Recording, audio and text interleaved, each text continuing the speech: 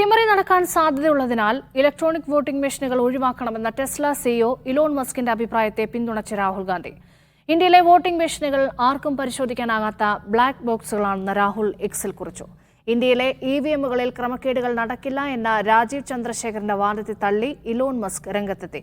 അതിനിടെ EVM machine unlock ചെയ്യാൻ phone ഉപയോഗിച്ചതിന് മുംബൈ MP രവീന്ദ്ര വൈക്കാറിന്റെ ബന്ധുക്കൾക്കെതിരെ കേസെടുത്തു.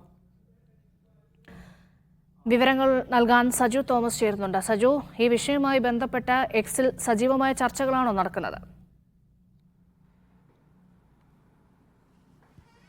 രശ്മ, തീർച്ചയായിട്ടും ഇലക്ട്രോണിക് വോട്ടിംഗ് മെഷീനുമായി ബന്ധപ്പെട്ട ഇന്ത്യയിലെ വിവാദങ്ങൾ കത്തുന്നതിനിടെയാണ് എലോൺ മസ്കിന്റെ പ്രതികരണം വരുന്നത്. അത് ഏറ്റെടുത്തോട് രാഹുൽ ഗാന്ധി ട്വിറ്ററിൽ അദ്ദേഹം എക്സിൽ കുറിച്ചിരുന്നു.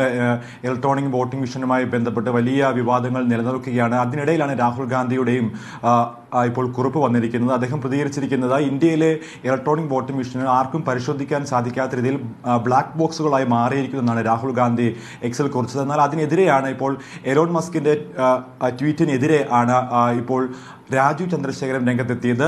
അദ്ദേഹം പറഞ്ഞു, ഇന്ത്യയിലെ ഇവിഎം മെഷീനുകളിൽ ഇത്തരത്തിലുള്ള തിരിമറികൾ നടക്കാൻ സാധ്യതയില്ല എന്നാണ് ചന്ദ്രശേഖരൻ വ്യക്തമാക്കിയത്. അതിന് തൊട്ടു പിന്നാലെ എലോൺ മസ്ക് അദ്ദേഹത്തിന് മറുപടി നൽകുകയും ചെയ്തു. ഇലക്ട്രോണിക് വോട്ടിംഗ് മെഷീനിൽ എവിടെയായാലും അവിടെ തിരിമറി നടക്കാൻ സാധ്യതയുണ്ട് എന്ന് എലോൺ മസ്ക് അദ്ദേഹം മറുപടി നൽകുകയും ചെയ്തു. അതിന് പിന്നാലെയാണ് ഈ വിവാദം ഇപ്പോൾ കത്തിയിരിക്കുന്നത്. എന്നാൽ മഹാരാഷ്ട്രയിലെ ഇപ്പോൾ ശിവസേനയുടെ നിലവിലെ MP ആയിരിക്കുന്ന അദ്ദേഹവുമായി ബന്ധപ്പെട്ടുള്ള വിവാദങ്ങൾ ഇപ്പോൾ കത്തുകയാണ്. പ്രധാനമായിട്ടും ഇപ്പോൾ മുമ്പോട്ട് വെക്കുന്ന അദ്ദേഹത്തിൻ്റെ ഒരു ബന്ധുവിനെയാണ് ഇപ്പോൾ അറസ്റ്റ് ചെയ്തിരിക്കുന്നത്.